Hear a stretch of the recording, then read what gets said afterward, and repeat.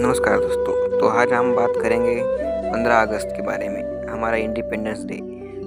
तो जब भी 15 अगस्त की बात आती है तो हम क्या करते हैं? स्कूल में झंडा लहराते हैं, मिठाई खाते हैं, रील्स बनाते हैं, देशभक्ति पर गाने सुनते हैं और फिल्म देख के छुट्टी एंजॉय करते हैं। लेकिन कभी खुद से पूछा है कि इस आज़ादी को हम एक दिन में मनाते हैं, वो कितने सालों के खून, आंसू और दर्द से मिली थी? मैं तुम्हें कोई किताबी लाइन नहीं सुनाने वाला हूँ। मैं जो आज आपको कहानी सुनाने वाला हूँ वो सच्ची कहानी है, मतलब जो हमारे जैसे लोगों ने जी है उनकी ये कहानी है। जब ब्रिटिश हमारे देश में आने से पहले हमारे देश था सोने की चिड़िया। कभी सुना होगा सोने की चिड़िया वाला जुल्मा, लेकिन ये कोई जुल्मा नहीं है। सच में हम दुनिया के 25% अर्थव्यवस्था थे। कोलकाता, बनारस, लखनऊ ये शहर यूरोप के बड़े बड़े शहरों में से एक थे। बोल्स्टर म्यूजियम में एक टुकड़ा रखा गया और उसके नीचे रखा गया है कि इतनी मुहिम थी बंगल की मलमल की हथेली पर रखो तो हवा से उड़ जाए। फिर क्या हुआ? अंग्रेज आए और सब बदल गया। गुलामी। क्या है गुलामी? सिर्फ चैन, भूख ये और बेड़िया, सिर्फ यही गुलामी नहीं थी। गुलामी का मतलब सिर्फ हाथ में जंजीर नहीं होता। गुलामी का मतलब है जब किसान अपनी जमीन से भगाया जाए, जब अपनी माँ अपने बच्चे को भूख से मरते देखे और कुछ न कर सके। 1943 का बंगाल का अकाल याद है? शायद नहीं, क्योंकि स्कूल में हमें बताया नहीं गया। 30 लाख लोग मर गए। क्यों? क्योंकि सिर्फ इसलिए ब्रिटिश सरकार ने चावल छीनकर ब्रिटिश आर्मी को भेज दिया। अंग्रेजों के ज़माने में हमारे देश के किसानों और व्यवसायियों को कितने टैक्स लिया जाता था, क्या आपको पता भी है? तो नहीं, तो हम आपको ये बताएंगे। जिम्मेदारी या अर्थव्यवस्था, ये कायदा लागू किया गया था और उसमें किसानों को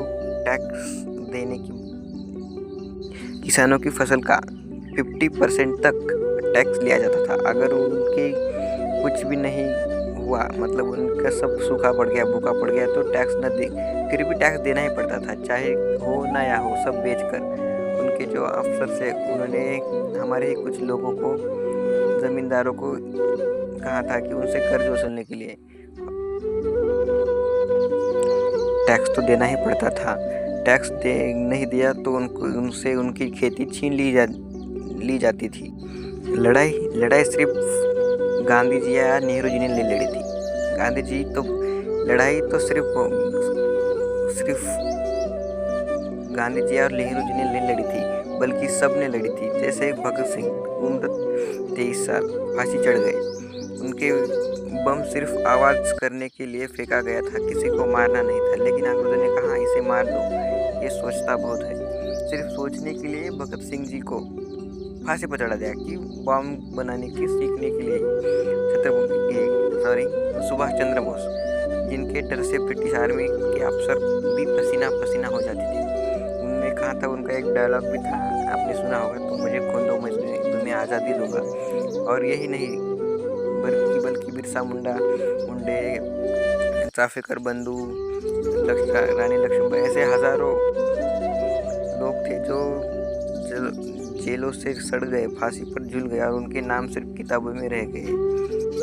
आप सोच कर देखो, कैसा था हमारा देश। आज हम खा रहे, पी रहे, गा रहे, बैठ रहे, उठ रहे, हम अपने पैसे से सब खरीद रहे, हम काम कर रहे, अपनी मर्जी से हम मोबाइल देख जा रहे। ये सिर्फ हमारे स्वतंत्रता की वजह से हो रहा है। हम जब गुलामी में थे, तब हम जब काम करके जो पैसा आता था उस पर से 50% तो ब्रिटिश आर्मी ही ले जाती थी। और ले जाती, अगर नहीं हुआ, साल भूखा पड़ गया, कुछ भी हो जाए, सबके लिए टैक्स था, सबके लिए नियम थे, सबके लिए कानून था। लेकिन किसी की परवाह नहीं थी। उनको हमारे देशवासियों की परवाह ही नहीं थी। ना हम उनके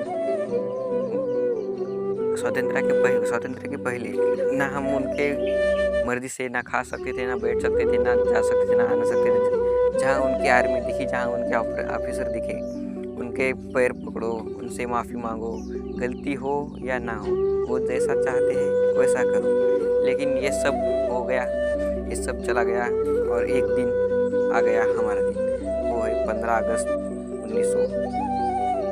1947। आखिरकार वो दिन आ ही गया। रात के 12 बजे थे जब नेहरू जी ने अपने भाषण दिया। लेकिन सुनो, उस रात कोई जश्न नहीं मना रहा था, क्योंकि उस रात देश के 2 टुकड़े में बंट चुका था। पंजाब और बंगाल जल रहा था। लोग एक दूसरे को मार रहे थे। 1 करोड़ से ज़्यादा लोग बेघर हो गए थे। 10 लाख से ज़्यादा लोग मारे गए। ये कोई जीत की रात नहीं थी, ये खून और आंसू की रात थी। ऐसा था हमारा इंडिपेंडेंस से पहले का भारत, और आज का तो आपको सब पता ही है। हमें सिर्फ अब ये करना है कि सिर्फ हमारे जो आने वाली पीढ़ी है वो भी क्या करेगी। हमें तो जानते हैं, हमने पढ़ा भी है, वो भी जानेंगे पढ़ेंगे, लेकिन वो कहाँ जानेंगे। मोबाइल पर सुबह उठेंगे, छुट्टी एंजॉय करेंगे कुछ लोग गाने वाने लगाएंगे, कुछ देशभक्ति पर फिल्म देखेंगे और सब भूल जाएगा। लेकिन नहीं, इनको ये सब की जानकारी होनी चाहिए। इन सबको पता होना चाहिए कि गुलामी क्या थी, क्यों थी, और ब्रिटिश ने हमारे आदमियों को, और जो क्रांतिकारी थे, जो फ्रीडम फाइटर्स, उन्हें हमारे लिए क्या किया था, उनका हम बलिदान व्यर्थ नहीं जाने देंगे। हम अपने देश के लिए अच्छा कुछ करेंगे और कुछ बन के अच्छा काम अपने देश के लिए करेंगे। Thank you. यह एक प्रयास था कि हम आपको कुछ बता सकें। हमें भी कुछ ज़्यादा जानकारी नहीं, लेकिन हमने एक प्रयास किया है। Thank you. भारत माता की जय।